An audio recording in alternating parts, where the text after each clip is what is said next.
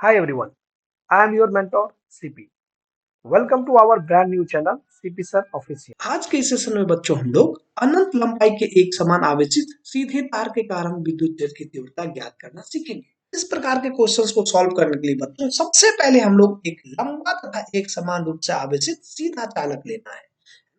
और तो चलिए हम लोग क्या लेते हैं, यहाँ पर धन आवेश की ही बात कर लेते हैं। किसकी बात कर लिए बच्चों हम लोग, यानी धन आवेश की बात करते हैं। अब आपके मन में विचार आएगा कि सर धन आवेश ही क्यों? बात सही है ना, धन आवेश ही क्यों? क्योंकि बच्चे क्या होता है, धन आवेश के कारण जो विद्युत क्षेत्र की रेखा होती है वो कहाँ जाती है, बाहर चले जाती है। धन आवेश के कारण विद्युत क्षेत्र की रेखा कहाँ जाती है, बाहर जाती है। और ऋण आवेश के कारण कहाँ जाएगी बच्चों, ऋण आवेश के कारण चले जाती है अंदर की तरफ। इसीलिए हम लोग क्या लिए हैं, एक समान रूप से आवेशित सीधा चालक लिए है ना। मान लेते हैं जी इसकी लंबाई फिलहाल के लिए मैंने कहा ए और इसका नाम दे देते हैं जी बी, है ना। अब आप जानते हैं चूंकि एक समान रूप से आवेशित सीधा चालक है, बोले तो लीनियर चार्ज है, तो लीनियर चार्ज के कारण जो गॉसियन सतह की कल्पना होगी या गॉसियन सतह बनेगा वो कैसा बनेगा, वो बनेगा बच्चे बेलनाकार। हम लोग क्या करते हैं, इस चालक से यानी धन आवेश से, यानी हम लोग क्या करते हैं बच्चों, यहाँ से आर डिस्टेंस पर, आर दूरी पर एक बिंदु पी लेते हैं। और पी लिए तो जहां पर हम लोग क्या कर दिए, गॉसियन सतह की क्या कर लिया हम लोग, कल्पना की। अब आपके मन में एक विचार आएगा कि गॉसियन सतह क्या है।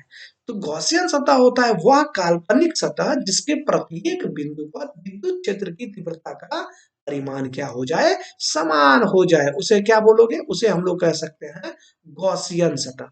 चलिए अब आप गॉसियन सतह भी बना लिए, तो गॉसियन सतह बना लिए तो देखिए तो कैसा बन रहा है बच्चों, ये किस प्रकार से बन रहा है, यानी ये बन रहा है सिलिंड्रिकल।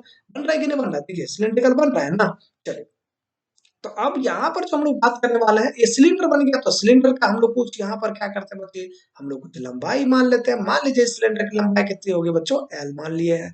अब इस पर चूंकि क्या है कि आवेश भी तो है, इसका रैखिक आवेश घनत्व हम लोग क्या ले लेते हैं, यानी इसका रैखिक आवेश घनत्व ले लिया हम लोग लैम्डा। चलिए अब रैखिक आवेश घनत्व भी ले लिया, आपके पास पी भी है, यानी इसका नाम लिख लिया जाए यहाँ पर। इसका क्या नाम बनेगा, इसको कह सकते हैं यानी गॉसियन सतह। अच्छा गॉसियन सतह का नाम हम लोग दे दिया इसका क्या, एस। विद्युत क्षेत्र की तीव्रता जो इसके पृष्ठ पर होगी, पृष्ठ कैसा बना, ये वक्र बन गया है। तो वक्र बनने के कारण यहाँ पर जो हमेशा विद्युत क्षेत्र कैसा बनेगा बच्चे, इसके परपेंडिकुलर। परपेंडिकुलर बन रहा है बोले तो यानी कह सकते हैं बच्चों ई। और यहाँ पर जो इसकी दिशा निरूपित करने के लिए जो आ रहा है यानी एरिया वेक्टर, वो कितना बन जाए बच्चों, ये बनेगा यानी ds। तो दोनों का जो दिशा है वो समान है। तो चलिए थोड़ा सा इसका थ्योरी लिख लेते हैं। तो यहाँ कहते हैं बच्चों, माना माना ए बी, क्या बात कर रहे हैं बच्चों, यानी कह सकते हैं कि माना ए बी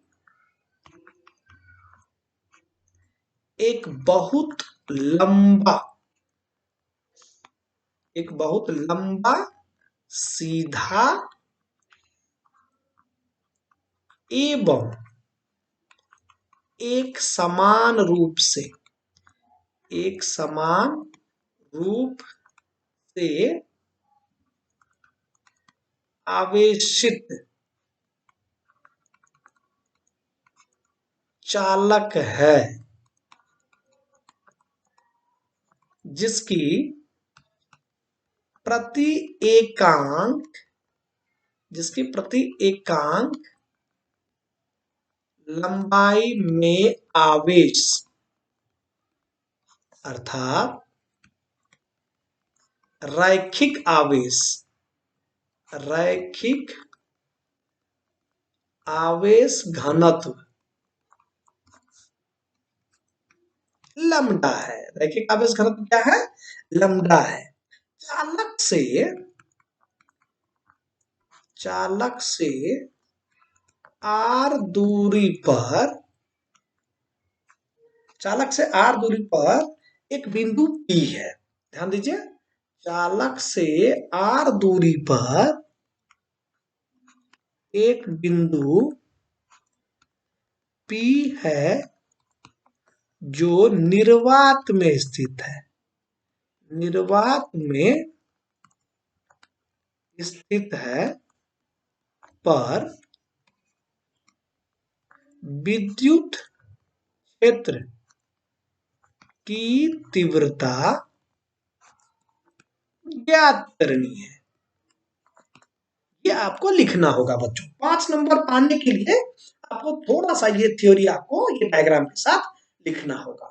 अब हम लोग क्या करेंगे, चलिए अब इसकी बात कर लेते हैं। सबसे पहला जो लिखेंगे हम लोग, लिखेंगे कि गॉसियन सतह से, क्या देख रहे हैं देखिए, अब यहां से आपका काम बनना शुरू हो जा रहा है।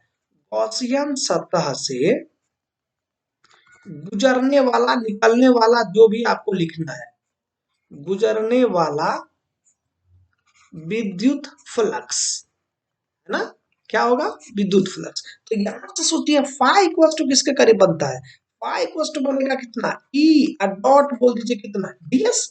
अब यहाँ पर इसको डॉट प्रोडक्ट हटा दीजिए तो क्या बनेगा, ये बन जाएगा ई इंटू बोलिए डीएस इंटू बोल दीजिए कितना, कॉस थीटा। क्योंकि क्या है बच्चों, जब हम कॉस थीटा की बात कर रहे हैं तो थीटा क्या है, ई और डीएस के बीच का एंगल। तो आप जरा देखिए डायग्राम पर, आप डायग्राम पर जब आप देखेंगे तो आप देखेंगे यहाँ पाएंगे बच्चों, देखिए जरा यहाँ पर देखिए, इसकी बात कर रहे हैं, यहाँ पर जरा देखिए तो ई और डीएस दोनों क्या है, एक ही तरफ है क्या, है ना बात सही, ई और डीएस दोनों एक ही तरफ है। इसका मतलब यहाँ पर एंगल कितना बन रहा है, इसका मतलब हो गया बच्चों कि एंगल जो बन रहा है वो बन जाता है 0 डिग्री। यहाँ कह सकते हैं ई जो है वो पैरेलल है किसका, यानी डीएस का। इसीलिए यहाँ पर थीटा इक्वल टू कितना बन जाएगा, 0 डिग्री।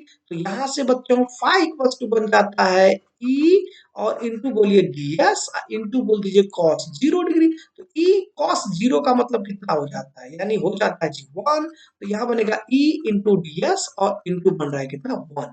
चलिए अब यहाँ पर इसको सॉल्व करते हैं तो ये बन जाता है ई इंटू बोलिए डीएस। फिर इसको अगर सॉल्व करें तो बच्चों ई समाकलन कहाँ लग रहा है बच्चों, डीएस पे। तो यहाँ से बनेगा ई इंटू बोल दीजिए कितना एस। अब यहाँ पर छोटी सी बात आती है कि ये एस क्या है, यहाँ कह सकते हैं ये किसके करीब बन गया बच्चों, ये फाई के करीब बन गया। तो यहाँ पर इक्वेशन क्या मान लिया जाए, फर्स्ट मान लिया जाए। हम कह सकते हैं यहाँ एस बराबर क्या है, curve surface area of cylinder. तो सिलेंडर का किसका, यानी सिलेंडर का क्या है, वक्र पृष्ठ क्षेत्रफल, वक्र पृष्ठ क्षेत्रफल। और सिलेंडर का वक्र पृष्ठ क्षेत्रफल कितना होता है, 2 पाई आर इंटू बोलिए कितना एल, है ना बात सही। ये एस के करीब आपका आ गया बच्चों। अगर इस एल को आप हटाते हो यहाँ से, इसको सेकंड मान लीजिए, इसको किसमें पुट कर दीजिए, फर्स्ट में। तो यहाँ से फाई क्या बन जाएगा आपका, फाई बन जाएगा ई इंटू बोल दीजिए 2 पाई आर इंटू एल। बन गया कि नहीं बन गया, इक्वेशन थर्ड मान लेते हैं बच्चों। इस 2 को कहाँ पर रख दे, यानी 1 में जाकर के। यहाँ पर क्या बात बनेगा, इसको थर्ड मान लीजिए। और यहाँ से आप जानते हो, क्या जानते हैं जरा सोचिए, हम जानते हैं जो गॉस प्रमेय है वो क्या कहता है, गॉस प्रमेय कहता है कि किसी बंद पृष्ठ से गुजरने वाला कुल विद्युत फ्लक्स, ध्यान सुनिए, किसी बंद पृष्ठ से गुजरने वाला कुल विद्युत फ्लक्स किसके करीब होता है, उस आवेश, परिबद्ध आवेश का, यानी फाई इक्वल टू बन जाता है परिबद्ध आवेश का 1/एप्सिलॉन नॉट गुना होता है ना। लेकिन आप क्या जानते हो, जो आपका लीनियर चार्ज डेंसिटी है, यानी कह सकते हैं क्या, रैखिक आवेश घनत्व लैम्डा किसके करीब होता है, क्यू बाय एल। तो यहाँ से आप क्यू निकाल लीजिए ना, तो क्यू बराबर क्या बनेगा, लैम्डा इंटू बोलिए एल। तो इस क्यू का मान यहाँ पर जाके पुट कर दीजिए। तो यहाँ से जो आपकी वैल्यू बन जाएगा, क्यू इक्वल टू बन जाता है लैम्डा इंटू एल अपॉन में बोलिए कितना, एप्सिलॉन नॉट। इसको मान लेते हैं जी 4। अब हम क्या करते हैं, from equation 4 third and fourth, यहाँ से कह दीजिए बच्चों किससे, समीकरण किससे, 3 एवं समीकरण किससे, यानी 4 से। आपका मन करे तो इतना समीकरण मत लीजिए। तो यहाँ से बन रहा है ई इंटू बोलिए 2 pi R into L equals to बन रहा है बच्चे लैम्डा इंटू एल अपॉन बोलिए एप्सिलॉन नॉट। देखिए ना, यही आपका वैल्यू बन रहा है कि नहीं बन रहा है, ये बन रहा है। तो इसी को हम लोग क्या करते हैं जी, पुट कर लेते हैं। अब यहाँ से अपन विद्युत क्षेत्र की तीव्रता ये, तो विद्युत क्षेत्र की तीव्रता निकालने के लिए देखिए एल से एल कैंसिल आउट हो रहा है। तो ये वाला जो वैल्यू बन जाएगा वो किसके करीब बन गया, ई इंटू बोल दीजिए 2 pi R equals to lambda by कितना बनता है, एप्सिलॉन नॉट। तो यहाँ से कह सकते हैं ई इंटू बोलिए 2 पाई आर इंटू बोल दीजिए एप्सिलॉन नॉट इक्वल्स टू कितना, लैम्डा। तो यहाँ से ई इक्वल्स टू बन जाएगा लैम्डा अपॉन में बोलिए कितना 2 pi epsilon not into R. ये आपका फाइनल आंसर बनकर तैयार हो जाता है जो आपको इसमें ड्राइव करना है और आपको 5 नंबर पाना है। तो यहाँ पर अब मान लिया जाए, यहाँ पर थोड़ा सा अगर ग्राफ, अगर आपको थोड़ा सा मन ज्यादा कर ले तब की बात आती है। लिया जाए यहाँ पर हम बात करते हैं कि यदि लैम्डा को हम लोग क्या कर दिए, हम लोग स्थिरांक मान लेते हैं। लैम्डा को क्या मान ले, स्थिरांक मानते हैं। तो ई जो बन रहा है वो क्या बनेगा, 1/r के करीब बनेगा। तो यहाँ पर हम लोग इसको विद्युत क्षेत्र की तीव्रता कह देते हैं, इसको हम लोग आर मानते हैं। तो ये जो वैल्यू बन जाएगा वो कैसा, कुछ इस प्रकार से आपका देखने को मिलेगा, है ना बात सही। चलिए ये बन गया E inversely proportional by R. Finally यहाँ पर ये आपका हो जाता है खत्म, और आप आते हैं इसमें 5 नंबर के क्वेश्चंस। तो आप एक बार प्रैक्टिस करिए और ऐसे ही बने रहिए सीपी सर ऑफिशियल। फिर मिलेंगे नेक्स्ट टॉपिक के साथ, तब तक के लिए okay bye and take care.